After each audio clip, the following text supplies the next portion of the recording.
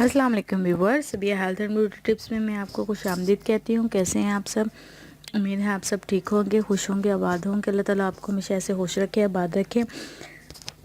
सबसे पहले तो उन लोगों का बहुत बहुत शुक्रिया जिन लोगों ने मेरे चैनल को सब्सक्राइब किया है, थैंक यू सो मच।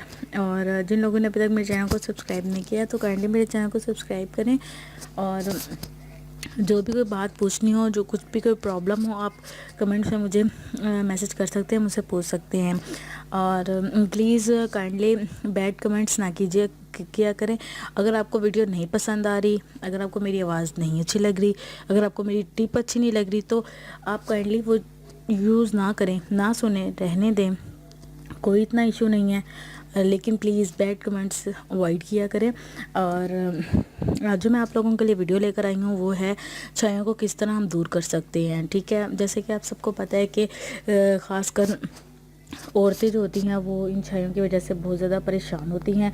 जो गर्ल्स प्रेग्नेंट होती है, प्रेगनेंसी के दौरान या उसके बाद उनके फेस पे छाइयाँ नमूदार हो जाती हैं, ख़ासकर नाक पे। तो उसके लिए मैं एक बड़ी ज़बरदस्त टिप लेकर आई हूँ। उम्मीद है कि वो आप यूज़ करेंगी गर्ल्स, तो इंशाल्लाह बहुत जल्द और बहुत अच्छा इफ़ेक्ट आएगा उन्हें। तो आप लोगों ने ऐसा करना है कि एक दरमियाने साइज़ का आलू ले लेना है। आलू लेने के बाद उसको आपने बॉईल करना है। आलू को बॉईल करने के बाद उसमें 1 चम्मच लीमू का और 1 चम्मच शहद का डाल के एक अच्छा सा लेप बना लेना है। लेप बनाने के बाद आपने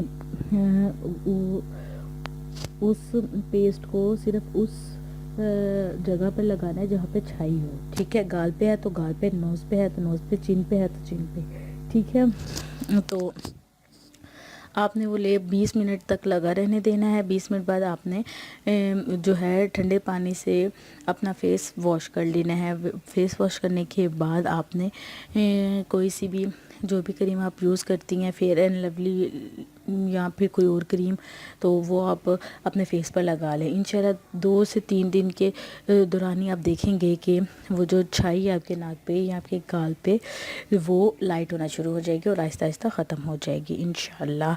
अगर आपको मेरी टिप अच्छी लगी है तो प्लीज़ कमेंट में ज़रूर बताइएगा कि आपको कैसा लगा। और इसी तरह मेरे चैनल को सब्सक्राइब करते रहें। Thank you so much and अल्लाह हाफिज़।